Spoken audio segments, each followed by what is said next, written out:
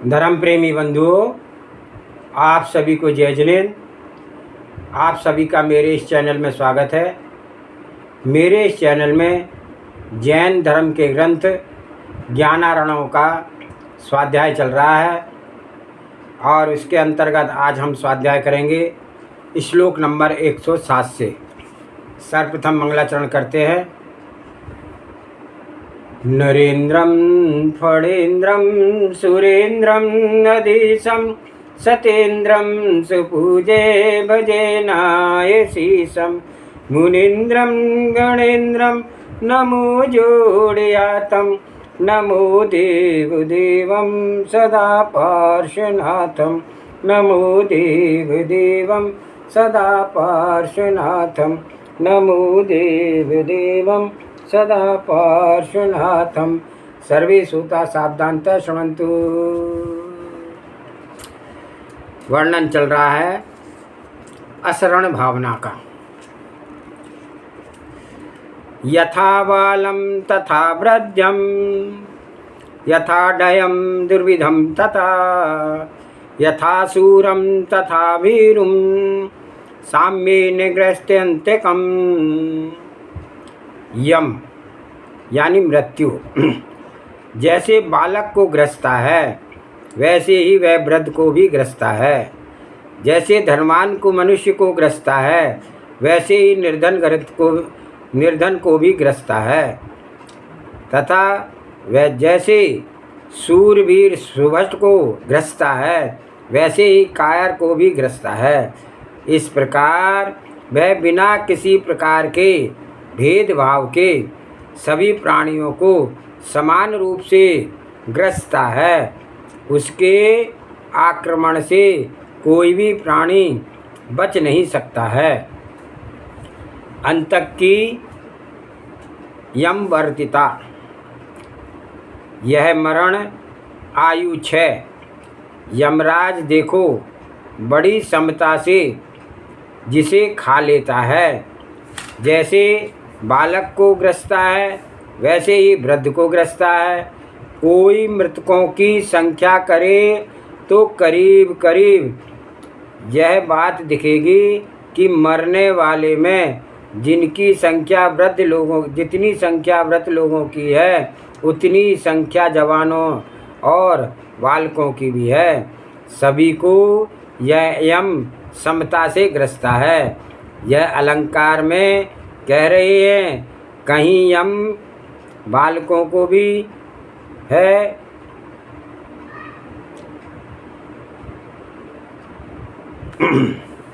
कहीं यम नाम का कोई रहता नहीं है। आयु के 6 का नाम यम है। प्रकरण में यह बता रहे हैं कि यह मरण सब पर अचानक आ जाता है। यह विश्वास नहीं किया जा सकता कि ये बच्चे हैं, ये तो 50 वर्ष जीवेंगे। यह कम दम भर करके कोई नहीं कह सकता कि किसकी कब अचानक मृत्यु हो जाए। जैसे यह यम अचानक ही बालक को ग्रस लेता है वैसे ही वृद्ध को भी ग्रस लेता है। इसके पक्षपात नहीं है कि बूढ़े को ग्रस ले और बालक को ना ग्रसे। यह यमराज जैसा धनिक को ग्रस लेता है वैसे ही दरिद्र को भी ग्रस लेता है। वहाँ यह पक्षपात नहीं है कि यह गरीब है इसे ग्रस लो और यह धनिक है इसे ना ग्रसो। यम में मरण में किसी प्रकार की विषमता नहीं है। जैसे ही शूरवीर को ग्रसता है वैसे ही कायर को भी ग्रसता है। यूँ सभी मरते जा रहे हैं। जब सभी जीव एक इस मरण को ही प्राप्त होते हैं तब इनमें से हम किसके शरण को ढूंढें। यह यमराज का नाम समवर्ती है। मरण मृत्यु यह शमशान का राजा है। इसका नाम समवर्ती भी है। तो ये मृत्यु सब प्राणियों में समान है। स्वयं समता धारण की शिक्षा यहाँ यह भी शिक्षा लेनी चाहिए कि ऐसे दुष्ट यम में तो समता बनी है। और हम लोग जो इतने धर्म के प्रसंग में हैं, धर्म पालन के लिए यत्न करते हैं, उनके समता ना जगे तो यह खेद की बात है। भीतर में हम आप सबके ऐसी समता आनी चाहिए कि जो उदारता का बीज बने, कुछ भी बिगड़ गया हो उसके झट क्षमा कर सकें। क्या है संसार? है प्रवृत्तियां हैं। और प्रथम तो यह बात है कि दूसरे लोग अपराध नहीं करते, यह खुद कसायों से भरा हुआ है, सो कल्पनाएं बनाता है और अपने अपराध में से अपने आप को दलित करता है। ज्ञान का आचरण भैया, ऐसे ज्ञान बसाओ जो उदारता का बीज हो। कोई धन वैभव क्षीण हो गया हो, पर चीज है, रहा तो रहा, ना रहा तो ना सही। दोनों स्थितियों में इस एकत्व विभक्त चैतन्य स्वरूप मात्र आत्मा का कौन सा बिगड़ाड़ है? उदारता बन सके ऐसा ज्ञान प्रकाश जगे। मोही मूर्छा पक्षपात आसक्ति में कुछ भी नहीं है। अनुदार वृत्ति में अपना समय ही गमाया जा रहा है, ऐसा निर्णय रखिए। और है क्या, क्षमा कर दिया किसी को तो पुण्य ही बंधेगा। और इससे भी अधिक वैभव यश विश्राम के साधन शांति के समागम और भी कई गुने प्राप्त होंगे। नम्रता वर्तो तो इससे भी अधिक लौकिक सम्मान मिलेगा और पारलौकिक सम्मान मिलेगा, क्योंकि व्यर्थ में यहाँ वहाँ की बातों में उपयोग डाल करके अपने को बर्बाद किया जाए। सदा साफ सीधी बात कहे तो इसे अपने दिमाग में कुछ चिंता करना ही नहीं पड़ेगा, स्पष्ट रहेगा। क्योंकि किसी पदार्थ की तृष्णा बनावें, तृष्णा से लाभ क्या है? केवल क्लेश ही प्राप्त होगा। तृष्णा करने से समता जैसे बने, उदारता जैसे बने, ऐसे ज्ञान बनाने का अपने को यत्न करना चाहिए। श्लोक नंबर 108। गजास्वान सैन्यानि मंत्रौषधि बलानि च व्यर्थी भवन्ति सर्वाणि विपक्षे देहि नाम में यमे। कि उस समय उस यम के प्राणियों के विरुद्ध होने पर हाथी, घोड़ा, मनुष्य और सेना तथा मंत्र व औषधि की भी सब शक्तियाँ निरर्थक होती हैं। उसके सामने इसमें से किसी का भी प्रभाव नहीं चलता है। अंतकाल में उपायों की व्यर्थता। जब यह काल इस प्राणी के विरुद्ध हो जाता है तो उस समय हाथी, घोड़े, रथ, सेना, मंत्र, औषधि ये सब बल व्यर्थ हो जाते हैं। किसी वैद्य को रोगी को दिखाएं तो जो वैद्य दम भरता है कि मेरी ऐसी अचूक औषधि है कि रोगी का रोग नहीं रह सकता, उसके साथ ही यह भी बड़ा कहना पड़ता है कि यदि उसका अंतकाल नहीं आया हो तो रोग तो ठहर नहीं सकता है, तो उनका दम भरना भी ठीक है। वैद्य का रोगी को हाथ लग जाए तो उस रोगी को रोग ठहर ही ना सके, यह बात उसकी दृष्टि से बिल्कुल सच है। या तो वह ठीक हो जाएगा इसलिए रोग ना ठहरेगा, या मरण को प्राप्त हो जाएगा तो फिर रोग ना ठहरेगा। तो वैद्य लोग दम भरकर कहते हैं कि उनकी बात में कुछ असर नहीं है। खाली हाथ जाना।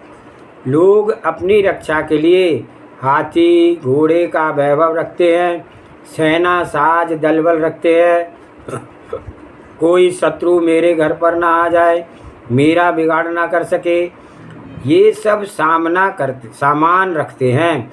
किंतु सुना होगा कि सिकंदर एक बहुत बड़ा बलिष्ठ राजा हो गया और उसने इस भूमि पर बहुत अधिक दूर तक अपने राज फैला लिया। किंतु जब वह गुजरने लगा, इतने बड़े विस्तृत राज्य का अधिकारी सम्राट सिकंदर मरते समय यह सोचने लगा कि इस समय मेरा कोई साथी नहीं है। इतनी बड़ी सेना, बड़ा वैभव, राजा लोगों को जो चरण में नतमस्तक रहते हैं, ये कोई भी मेरे साथ नहीं हो रहे हैं। मैं इतना पराक्रमी एक इस आयु 6 से ही हार गया। मरते समय उसके वैराग्य सा हुआ और वह लोगों से कह गया, हे मंत्रियों, देखो मरने के बाद जब लाश को तुम ठठरी पर धर कर के बाजारों में से ले जाओगे, तब मेरे दोनों हाथ बाहर निकाल देना, ताकि दुनिया में कोई लोगों को यह जान जाए कि इतना बड़ा वैभववान सिकंदर भी आज खाली हाथ जा रहा है। वैभव का अलाभ कुछ भी वैभव हो, इस वर्तमान में वैभव से इस जीव को, अज्ञानी पुरुष को कुछ लाभ है क्या? जब तक वैभव का संयोग है, तब तक मूर्छा, ममता, विकल्प, चिंता और अनेक छल बल करके अपने आप के इस चैतन्य प्राण का घात कर रहे हैं। और जब यह वैभव का वियोग होता है तो इस वैभव को छोड़ करके मर जाता है। उस समय तो यह महान संक्लेश करता है। अहो, बड़े छल बल से, बड़ी कला कुशलता से अनेक श्रम करके यह वैभव संचित किया था, आज यह सारा का सारा छूट रहा है। यूँ सोच कर मरते समय यह जीव बहुत दुखी होता है और मरण के समय में जैसा परिणाम होता है, उसके अनुसार अगले भव की जिंदगी भी चला करती है। दुखपूर्वक मरे, कलेश सहित मरे, तो अगला भव भी इस जीव को ऐसे ही साधन जुटाते हैं कि वहाँ भी संक्लेश ही करेगा। मरने से बचना क्या अति प्रेमी का भी अनाधिकार, मरने से बचाने का अति प्रेमी का भी अनाधिकार। जब यह काल इस प्राणी के विरुद्ध हो जाता है, तब ये सारे ठाट बाट यूँ ही पड़े रह जाते हैं, कोई भी बस नहीं चलता। माँ आंखें फाड़ फाड़ करके देखती रहती है कि यह मेरा पुत्र मेरे ही सामने जा रहा है, अरे इसके एवज में ना मैं गई। इतने तीव्र मोह से व्याकुल होकर के उन तड़पती हुई आँखों से निहारती रहती है, लेकिन बस में कुछ नहीं चलता। परिजन मित्रजन बड़ा बल लगाते हैं, भाव बनाते हैं और यह कहता है कि सारी संपदा भी खर्च हो जाए पर मेरा यह इष्ट बच जाए, और खर्च भी कर डाले तब संपदा तो भी आयु 6 किसी को बचाया, आयु 6 से किसी को बचाया जा सकता है क्या? हे आत्मन, अपने को ऐसे तो निरखो कि यह जिंदगी सदा ना रहेगी, किसी भी दिन समाप्त हो जाएगी ना। तो इस थोड़ी सी जिंदगी में अपना शुद्ध भाव रखना चाहिए। कसायों को दूर करने का संदेश, क्रोध कम हो, लोगों को क्षमा कर दीजिए। यह अभिमान किस पर बगराना है? कौन सी चीज़ हमारा बड़प्पन बनाने वाली है? सब कुछ असार है, भिन्न है, नम्रता का भाव है। इससे छल करना, किससे छल करना, किसके लिए विश्वासघात कपट मायाचार करना? अरे इस मायाचार के परिणाम से यह जीव अनेक पापों का बंध करता है और करीब करीब मायाचारी पुरुष पर इस भव में भी बुद्धि दोष की आपत्ति आती है और चित्त ठिकाने नहीं रहता है, दिमाग बिगड़ जाता है। यहाँ किस बात पर लोभ करना, धन संचय करके रखना, कोई चीज़ अपने रखाए रहती भी है क्या?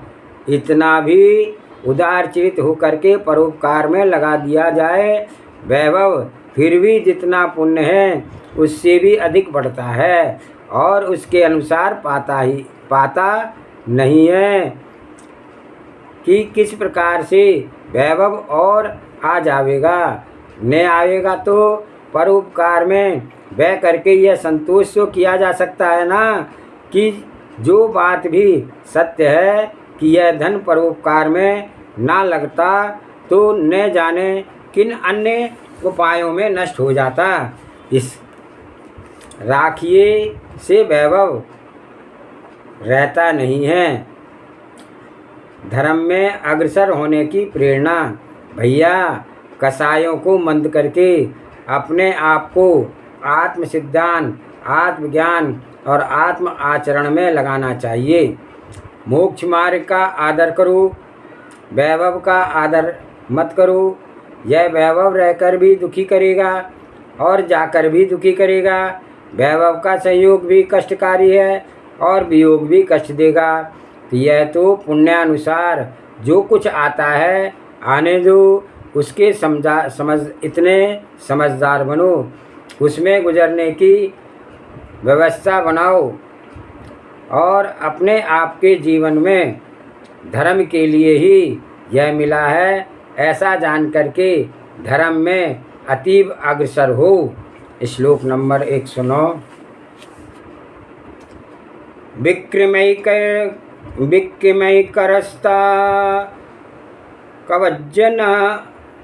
विक्रमैकरस्ता कवज्जना सर्वोलोपि वल्गति नाश्नोत्ययतं यावत् कृतांतहारी गर्जितम।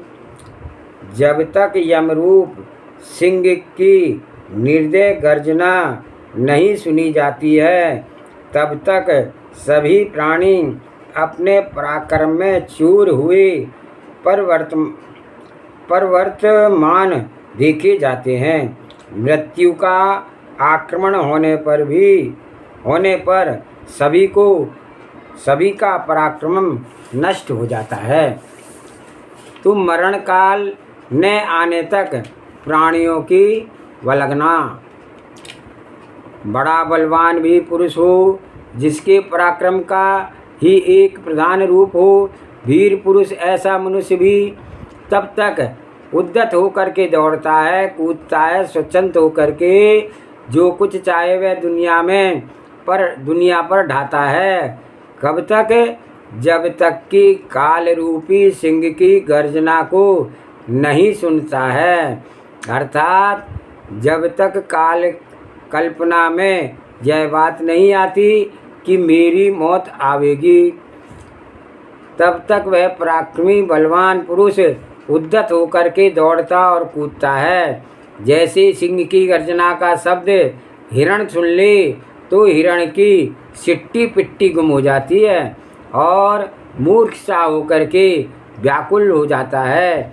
ऐसे ही यह देह बलवान, वैभव, समृद्धिशाली, अन्य प्रकार के ऐश्वर्य के अधिकारी ये पुरुष भी जब तक ही गड़बड़ करते हैं तब तक कि काल का शब्द सुनने में ना आए, लो यह मेरी मौत आ गई, ऐसा चित्त में आता है तो सारे होश हवास उड़ जाते हैं।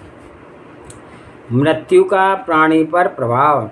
भैया, अपने आप की यह बात देख लो, जब उपद्रव सिर पर आ जाता है, लड़ाई हो रही है, गोले बम चल रहे हैं, ऐसी स्थिति में आसपास सुनने को मिल जाए कि, तो ऐसी स्थिति में किसके होश-वास कैसे ढीले ढीले पड़ जाते हैं। और जब सुख के दिन उपद्रव कुछ नहीं है और एक परिग्रह, संचय या न अन्य धुन में मौज मानी जा रही है, उस समय वैभव हो तो वैभव का घमंड, देह में बल हो तो बल का घमंड, इसके आगे किसी दूसरे को कुछ ख्याल ना किया जा सके, ऐसी उद्धतता उस जीव में आ जाती है। और जहाँ यह बात गुजरती है, कठिन रोग हो जाए तो अथवा भयंकर उपद्रव हो तो किसी प्रकार चित्त में यह बात आती है कि लो अब तो मौत आने वाली है, लो यह मौत ही आ गई। ऐसा ख्याल होते ही यह सब अपने होश खो देता है। संसारी प्राणियों के मरण भय की मुख्यता। असरण भावना के इस प्रकरण में मुख्यता से यह बताया जा रहा है कि जब इस जीव का तद्भव मरण होता है तो इसका कोई शरण नहीं है। यद्यपि हमारी प्रत्येक घटना में भी कोई शरण नहीं है। चिंता करें तो अकेले चिंता करके रह जाएं। दूसरा कोई भी पुरुष इस चिंता से बचा करके हमें हल्का भी कर सकता है क्या? कभी नहीं। हाँ, यदि कोई मेरा बड़ा प्रेमी मित्र हो तो प्रेम में आकर के वह अपनी एक चिंता खुद की बढ़ा लेगा, पर दूसरे की घटा करके वह चिंता ना बढ़ा पाएगा। प्रत्येक घटना में असरण हूँ, किंतु यह असरण भावना में मरण की ही बात शुरू से कब तक चली आ रही है। तो इस जीव को सबसे अधिक भय मरण का है। धन आता है, कोई कुटुंबी जन जाते हो, ऐसी स्थिति आए तो धन का लुटना पसंद करेगा, पर परिवार को बचाने का यत्न करेंगे। और कहीं परिजनों की जान जाती हो तो खुद की जान बच जाती हो तो प्राय करके यह अपनी जान बचाने का प्रयत्न करेगा।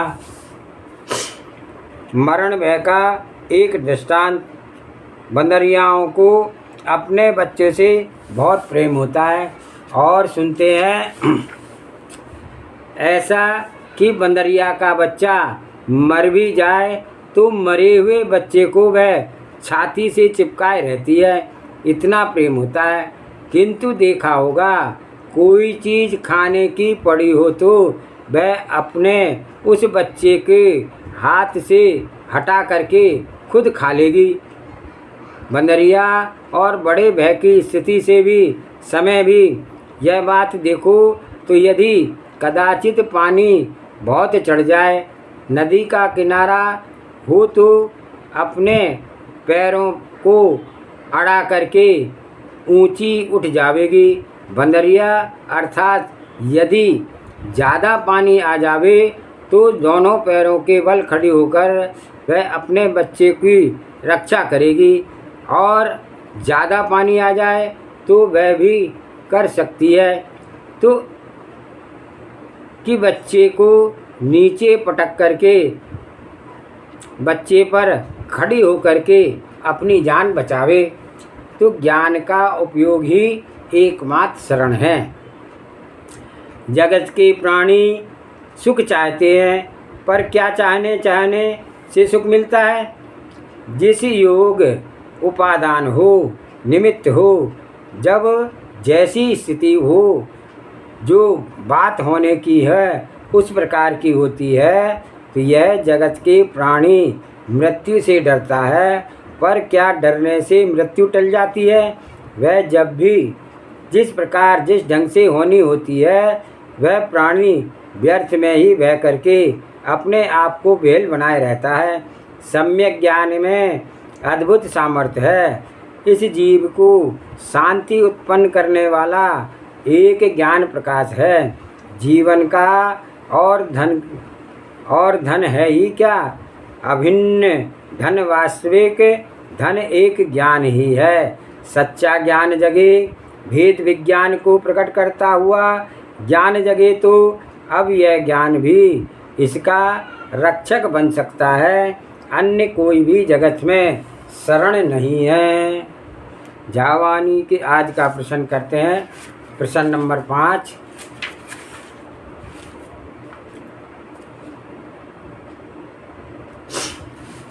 कल का प्रश्न था कि प्राणी गूंगा किस कारण से होता है, और आज का प्रश्न है कि हे नाथ, यह जीव निर्धन कौन से पाप से होता है। तो गुरुजी कहते हैं कि हे वत्स, जिनने परभव में अन्य जीवन का धन चोरी कर उन्हें निर्धन किया हो तथा पर को झूठा दोष लगाया हो, अपने जबरी से ताका धन लूटा हो, अन्य को निर्धन किया हो तथा पर को भय दे दुख देकर ताका धन छीन लिया हो तथा धन जोड़ने में अनेक स्वांग करके धराया हो, पराया धन ठगा हो तथा धन ऐसे अपराधी जीव निर्धन हुए हैं तथा पर को धनवान न देख करके